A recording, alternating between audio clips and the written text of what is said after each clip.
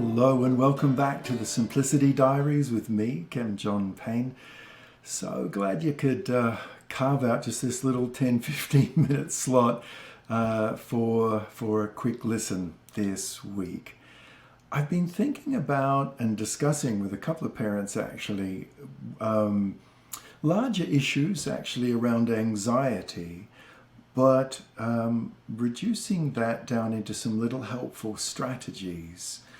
One of those strategies, and you know, those of you who are regular listeners, viewers, will have heard me talk before about previewing. Previewing is one of the key ways we can help a child know what's coming next. And when they know what's coming next, and then it happens, it's fundamentally soothing to the nervous system of a child. Now, I wanted to talk about for a younger child, up almost until to the age of 9-10, how this can be done in a really elegant way that helps them, but actually also helps us as well. And this is what I call the story of tomorrow. Now, the story of tomorrow really taps into this very primitive, very ancient need we have as human beings to have pictures. It brings us into a different part of our being, a different part of our brain. And the story of tomorrow for a younger one can also apply to a slightly older one. Of course, it has to be voiced differently. But the story of tomorrow is all about previewing pictorially. Now, what I mean by this is that when we're talking to a child, perhaps after supper time is a good time to do this. Bedtime is another good time to do it. The story is of course it is looking at what's going to happen tomorrow, but it's putting it in a story form, you know, of course, as the name suggests. And it goes something like, yes, tomorrow we're going to get up, and that's right, we're going to have our scarecrow of clothes. We always do that, don't we? Yes, that's right. We'll set those out tonight. We'll set all the clothes out tonight we're going to wear tomorrow. And then, that's right, we'll come down and we'll have breakfast. And yes, you can have your Winnie the Pooh plate. That's right, that's always there for you, isn't it? Mm-hmm. And after breakfast, yes, that's right, that then is we're going to have some crafting time. That's right, crafting time. That's what we have, don't we, after breakfast? Tomorrow, I think, yes, we're going to be, yep, we'll keep on cutting and pasting all those things that you were going to do. Mm-hmm. Right up until snack. And you see where I'm going with this.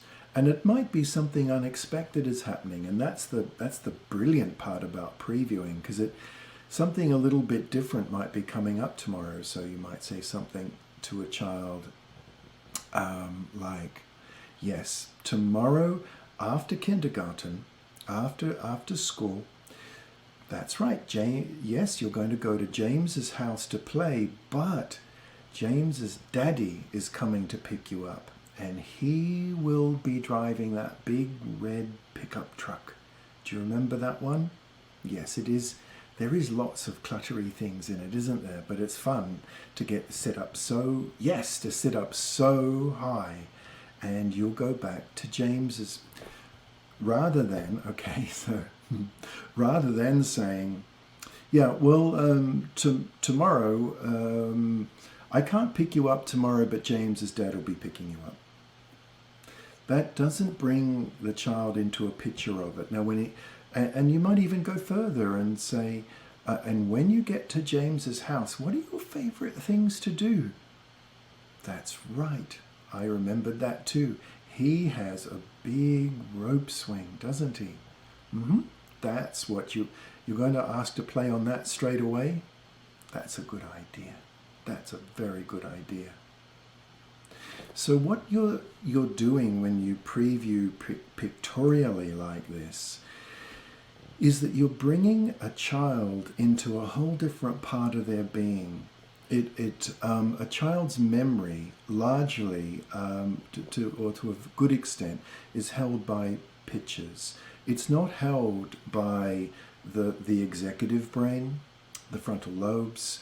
It's not held because that's hardly developed for a younger child. You're like we do on a good day. Our memory is a part of this big picture that we can form of the day. Not so for a little one. And when we preview pictorially like this, they can hold it. They can actually grasp it. They can recall it. They can live with it. It's almost like they're tasting it. And they join with you. And if you try this out, or if you already do this, or do it more intentionally, one of those, you can tell that they enjoy it because they join in. It's almost like they're joining in a song, but they're joining in a story. And they'll co-create it with you. And you know when a child is co-creating something like that, you know that it's warming their heart. You know that it's settling inside them. And in that way, you can give them this more warm picture, which settles down their nervous system. It's warm. It's creative. It's simply just a part of the child's world, and they then look forward to the preview of the day because it's like mummy or daddy or grandma, grandpa, whoever it is, whoever the adult in the child's life, is actually entering in and flowing alongside them.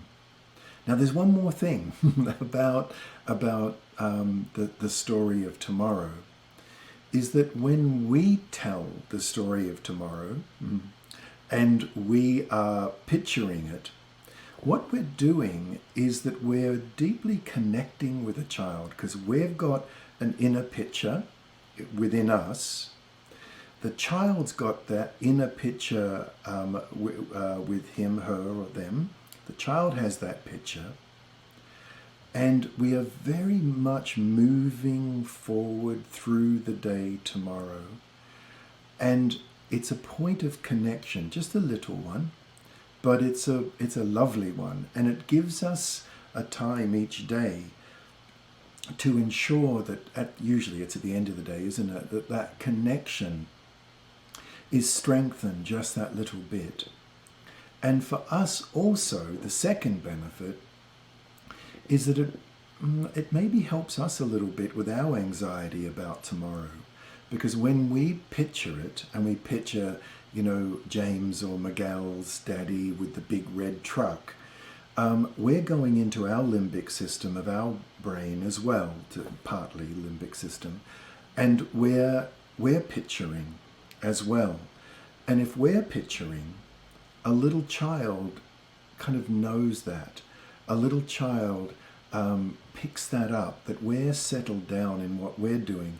Because the moment we start picturing and we settle down, a child is sensing that, they settle down, and then they also then can absorb the picture of tomorrow, and that any chance that a child being in fight or flight, any chance that of the anxiety levels rising about tomorrow have largely been eased by the story of tomorrow. Okay, I sure hope that is helpful. Don't forget, if there's ever a time you want to talk about your family and your children individually with me, you can go right to our website, Simplicity Parenting, and you'll see it right there. Request a consult, and I'll reply back to you right away. Okay, that's it for now. Bye-bye.